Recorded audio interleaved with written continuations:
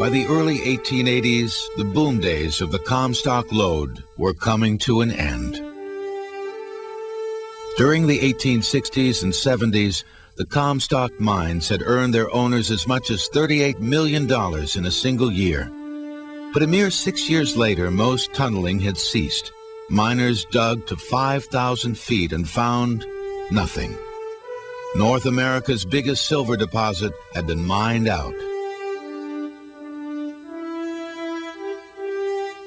In the 1880s, the miners and the dreamers began leaving Virginia City for new silver strikes in Tombstone, Arizona, and the mountains of Idaho. The capital of Nevada's silver boom slowly went bust. In 25 years, the Comstock Lode made half a dozen men multi-millionaires, 20 men millionaires, and scores of others comfortably well off. Comstock silver bankrolled the North and helped win the Civil War. It took the lives of at least 300 men who are buried here in the Pioneer Cemetery. Yet no one really knows how many died in the tunnels and shafts. Its fabulous riches helped make San Francisco a beautiful city and a center for the arts, which were heavily patronized by a popular San Francisco mayor named Adolph Sutro, who used his silver earnings to finance his political career. George Hearst's Comstock millions helped finance the career of his only son, William Randolph Hearst, whose newspaper empire dominated American journalism by the turn of the century. But the Comstock's most important legacy was to mining itself. Since the Comstock Lode, as mining spread to other parts of the West, its technology was spread with it, going from here to other parts of Nevada, Alaska, spreading throughout the United States as ore bodies were discovered. Methods used here were taken and used there. Oftentimes machinery was even taken from here and used in other areas. Timber square sets were replaced by steel. What started in Comstock, the technology of deep underground mining, had spread to the four corners of the earth.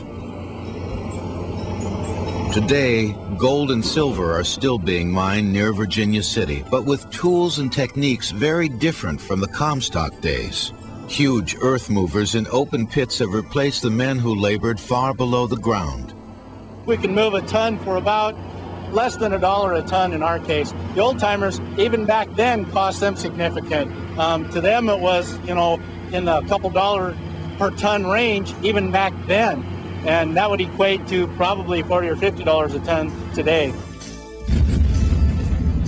But elsewhere in the American West and throughout the world, miners still tunnel deep in search of silver. If the miners of the Comstock could see these mines, they would marvel at their technological efficiency and power. And like parents proud of their grown-up children, they would be pleased to see how powerful their inventions have become.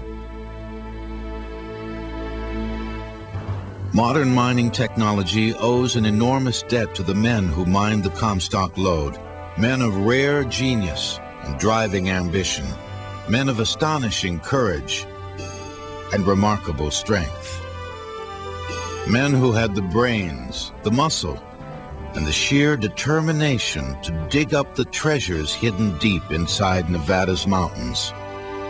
Treasures that helped the Union win the war and helped the West flourish and grow.